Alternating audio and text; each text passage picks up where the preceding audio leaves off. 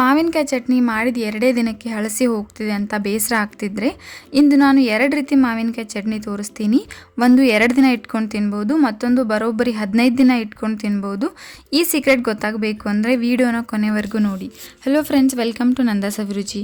ಇವತ್ತು ನಾನು 2 ಮಾವಿನಕಾಯಿಂದ 2 ಸೂಪರ್ ಚಟ್ನಿ ಮಾಡ್ತಾ ಇದ್ದೀನಿ. ಒಂದು 15 ದಿನ ಇಟ್ಟರೂ ಹಾಳಾಗಲ್ಲ, ಇನ್ನೊಂದು ಇನ್ಸ್ಟಂಟಾಗಿ ತಿನ್ಬೋದು. ಅದಕ್ಕಿಂತ ಮೊದಲು ನೀವೇನಾದರೂ ನನ್ನ ಚಾನಲ್ನ ಹೊಸದಾಗಿ ವಿಸಿಟ್ ಮಾಡಿದರೆ ಪ್ಲೀಸ್ ಸಬ್ಸ್ಕ್ರೈಬ್ ಮಾಡಿ. ಬನ್ನಿ ಈಗ ಮೊದಲು 15 ದಿನ ಇಡೋ ಚಟ್ನಿ ಹೇಗೆ ಮಾಡೋದು ಮತ್ತು ಏನೇನು ಇಂಗ್ರೀಡಿಯೆಂಟ್ಸ್ ಬೇಕು ನೋಡೋಣ. ಮೊದಲಿಗೆ ಒಂದು ಮಾವಿನಕಾಯಿನ ಸಿಪ್ಪೆ ತೆಗೆದು ಅದನ್ನು ಕಟ್ ಮಾಡಿ ತೊಗೊಂಡಿದ್ದೀನಿ. ಆಮೇಲೆ 1 ಕಪ್ ಸಕ್ಕರೆ ತೊಗೊಂಡಿದ್ದೀನಿ. ಆಮೇಲೆ 3 ಟೇಬಲ್ ಸ್ಪೂನ್ ಕೆಂಪು ಅಚ್ಚ ಖಾರದ ಪುಡಿ ತೊಗೊಂಡಿದ್ದೀನಿ. ನಿಮಗೆ ಖಾರ ಜಾಸ್ತಿ ಬೇಕು ಅಂದರೆ 4 ಟೇಬಲ್ ಸ್ಪೂನ್ ತೊಗೊಳ್ಳಿ. ಮತ್ತು ಅರ್ಧ ಟೇಬಲ್ ಸ್ಪೂನ್ ಹಿಂಗೆ ತೊಗೊಂಡಿದ್ದೀನಿ. ಮತ್ತು ರುಚಿಗೆ ತಕ್ಕಷ್ಟು ಉಪ್ಪು ತೊಗೊಂಡಿದ್ದೀನಿ.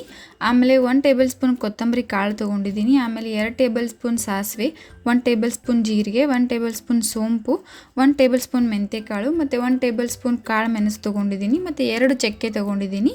ಬನ್ನಿಗೆ ಇದನ್ನು ಹೇಗೆ ಮಾಡೋದು ನೋಡೋಣ.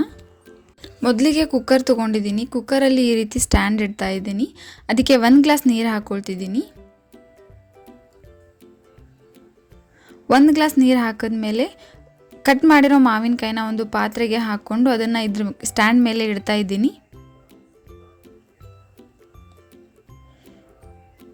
ಆಮೇಲೆ ಇದನ್ನು ಲಿಡ್ ಕ್ಲೋಸ್ ಮಾಡಿ ಒಂದು 4 ವಿಸಿಲ್ ಬರೋವರೆಗೂ ಇದನ್ನು ಬೇಯಿಸ್ಕೋಬೇಕು.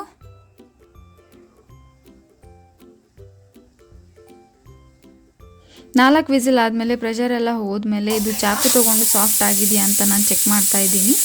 ಇದೀಗ ಆಗಿದೆ. ಇದನ್ನು ನಾನು ಸೈಡಲ್ಲಿ ಇಡ್ತಾ ಇದ್ದೀನಿ. ಆಮೇಲೆ ಇದು ಬಿಸಿ ಇರೋವಾಗಲೇ ಇದಕ್ಕೆ ಸಕ್ಕರೆ ಮಿಕ್ಸ್ ಮಾಡ್ತಾ ಇದ್ದೀನಿ. ನಾನು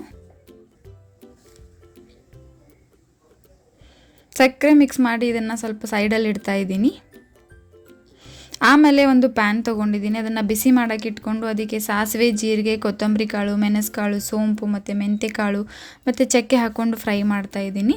ಇದನ್ನು ಲೋ ಫ್ಲೇಮಲ್ಲಿ ಒಂದು 4 ರಿಂದ 5 ನಿಮಿಷಗಳ ಕಾಲ ಫ್ರೈ ಮಾಡಬೇಕು. ಇದು ಘಮ ಬರೋಕ್ಕೆ ಸ್ಟಾರ್ಟ್ ಆದಾಗ ಫ್ಲೇಮ್ನ ಆಫ್ ಮಾಡಬೇಕು. ಆಮೇಲೆ ಇದನ್ನು ಒಂದು 5 ನಿಮಿಷಗಳ ಕಾಲ ಆರೋದಕ್ಕೆ ಬಿಟ್ಟು ಆಮೇಲೆ ಒಂದು ಮಿಕ್ಸಿ ಜಾರಿಗೆ ಇದನ್ನು ಹಾಕೋಬೇಕು. ಹಾಕಿ ಇದನ್ನು ಚೆನ್ನಾಗಿ ರುಬ್ಬಬೇಕು. ರುಬ್ಬಿ ಇದನ್ನು ಒಂದು ಸೈಡಲ್ಲಿ ಇಡ್ತಾ ಇದ್ದೀನಿ. ಅದೇ ಮಿಕ್ಸಿ ಜಾರ್ಗೆ ನಾನು ಮಾವಿನಕಾಯಿ ಮತ್ತು ಸಕ್ಕರೆ ಮಿಕ್ಸ್ ಮಾಡಿದ್ದೀನಲ್ಲ ಅದನ್ನು ಹಾಕ್ತಾ ಇದ್ದೀನಿ. ಇದನ್ನು ಕೂಡ ಚೆನ್ನಾಗಿ ರುಬ್ಬಿ ಪೇಸ್ಟ್ ಮಾಡ್ಕೋಬೇಕು. ನೋಡಿ, ಈ ರೀತಿ ಪೇಸ್ಟ್ ಮಾಡ್ಕೋಬೇಕು. ಆಮೇಲೆ ರುಬ್ಬಿರೋ ಮಿಶ್ರಣನ ಒಂದು ಪ್ಯಾನ್ಗೆ ಹಾಕ್ಕೊಳ್ತಿದ್ದೀನಿ. ಆಮೇಲೆ ನಾನು ಆಗಲೇ ರುಬ್ಬಿರೋ ಮಸಾಲೆನೂ ಕೂಡ ಇದಕ್ಕೆ ಸೇರಿಸ್ಕೊಳ್ತಿದ್ದೀನಿ. ಆಮೇಲೆ ಹಿಂಗೆ ಹಾಕ್ತಾ ಇದ್ದೀನಿ. ಆಮೇಲೆ 3 ಟೇಬಲ್ ಸ್ಪೂನ್ ನಾನು ಕೆಂಪು ಅಚ್ಚ ಖಾರದ ಪುಡಿ ಹಾಕ್ತಾಯಿದ್ದೀನಿ. ನಿಮಗೆ ಖಾರ ಜಾಸ್ತಿ ಬೇಕಂದರೆ 4 ಟೇಬಲ್ ಸ್ಪೂನ್ ಹಾಕ್ಕೊಳ್ಳಿ. ಆಮೇಲೆ ರುಚಿಗೆ ತಕ್ಕಷ್ಟು ಉಪ್ಪು ಹಾಕ್ತಾಯಿದ್ದೀನಿ. ನಾನಿಲ್ಲಿ ಸುಮಾರು 1 ಟೇಬಲ್ ಸ್ಪೂನ್ಗಿಂತ ಸ್ವಲ್ಪ ಜಾಸ್ತಿ ಉಪ್ಪು ಹಾಕ್ತಾಯಿದ್ದೀನಿ. ಆಮೇಲೆ ಇದನ್ನು ಚೆನ್ನಾಗಿ ಮಿಕ್ಸ್ ಮಾಡ್ಕೋಬೇಕು. ನೋಡಿ, ಈ ರೀತಿ ಚೆನ್ನಾಗಿ ಮಿಕ್ಸ್ ಮಾಡ್ಕೋಬೇಕು. ಆಮೇಲೆ ಇದನ್ನು ಲೋ ಫ್ಲೇಮಲ್ಲಿ ಒಂದು 5 ನಿಮಿಷಗಳ ಕಾಲ ಬೇಯಿಸ್ಕೋಬೇಕು. ಇದು ಕಂಪ್ಲೀಟಾಗಿ ಬೆಂದ ಮೇಲೆ ಈ ರೀತಿ ಗಟ್ಟಿ ಆಗ್ತಾ ಬರುತ್ತೆ. ಈ ರೀತಿ ಜಲ್ಲಿ ಥರ ಆಗುತ್ತೆ ನಮಗೆ, ಆವಾಗ ನಮ್ಗೆ ಗೊತ್ತಾಗುತ್ತೆ ಇದು ಪೂರ್ತಿಯಾಗಿ ಬೆಂದಿರುತ್ತೆ. ಆವಾಗ ಇದನ್ನು ತೆಗೆದು ಸೈಡಲ್ಲಿ ಇಡಬೇಕು. ಇದನ್ನು ನಾವು ಈ ರೀತಿ ಮಾಡಿ ಒಂದು 15 ದಿನಗಳ ಕಾಲ ಇಟ್ಕೊಂಡು ತಿನ್ಬೋದು. ಈಗ ನಾನು ಇನ್ನೊಂದು ರೆಸಿಪಿ ಹೇಳ್ತಾ ಇದ್ದೀನಿ, ಇನ್ಸ್ಟಂಟಾಗಿ ಮಾಡೋದು ಚಟ್ನಿ. ಸೂಪರ್ ಆಗಿರುತ್ತೆ. ಇದಕ್ಕೆ ಏನೇನು ಇಂಗ್ರೀಡಿಯೆಂಟ್ಸ್ ಏನೇನು ಬೇಕು ನೋಡೋಣ. ಮೊದಲಿಗೆ 1 ಮಾವಿನಕಾಯಿನ ಸಿಪ್ಪೆ ತೆಗೆದು ತುರಿದು ತೊಗೊಂಡಿದ್ದೀನಿ.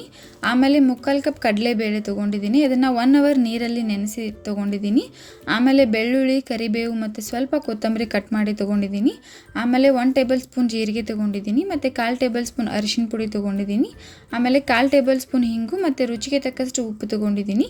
ಬನ್ನಿ ಇದನ್ನು ಹೇಗೆ ಮಾಡೋದು ನೋಡೋಣ. ಒಂದು ಮಿಕ್ಸಿ ಜಾರ್ಗೆ ತುರಿದಿರೋ ಮಾವಿನಕಾಯಿ ಹಾಕ್ತಾಯಿದ್ದೀನಿ. ಆಮೇಲೆ ನೆನೆಸಿರೋ ಕಡಲೆಬೇಳೆ ಹಾಕ್ತಾಯಿದ್ದೀನಿ. ಆಮೇಲೆ ಬೆಳ್ಳುಳ್ಳಿ, ಕರಿಬೇವು ಮತ್ತು ಕೊತ್ತಂಬರಿ ಹಾಕ್ತಾಯಿದ್ದೀನಿ. ಆಮೇಲೆ ಜೀರಿಗೆ ಹಾಕ್ತಾಯಿದ್ದೀನಿ. ಆಮೇಲೆ ಅರಿಶಿನ ಪುಡಿ ಹಾಕ್ತಾಯಿದ್ದೀನಿ. ಆಮೇಲೆ ರುಚಿಗೆ ತಕ್ಕಷ್ಟು ಉಪ್ಪು ಹಾಕ್ತಾಯಿದ್ದೀನಿ. ಆಮೇಲೆ ಹಿಂಗೆ ಹಾಕ್ತಾಯಿದ್ದೀನಿ. ಇದನ್ನೆಲ್ಲ ಹಾಕಿ ಚೆನ್ನಾಗಿ ರುಬ್ಬಿ ತೊಗೊಳ್ಬೇಕು. ನೋಡಿ, ಈ ರೀತಿ ಇದನ್ನು ರುಬ್ಬಿ ತೊಗೊಂಡಿದ್ದೀನಿ. ಈ ರುಬ್ಬಿರೋದನ್ನು ನಾನೊಂದು ಪಾತ್ರೆಗೆ ಹಾಕ್ಕೊಂಡು ತೊಗೊಳ್ತಿದ್ದೀನಿ.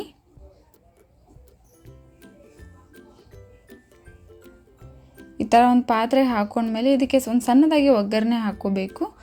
ನಾನು ಒಗ್ಗರಣೆ ಪ್ಯಾನ್ ಇಟ್ಕೊಂಡು ಅದಕ್ಕೆ ಸ್ವಲ್ಪ ಎಣ್ಣೆ ಹಾಕ್ತಾಯಿದ್ದೀನಿ.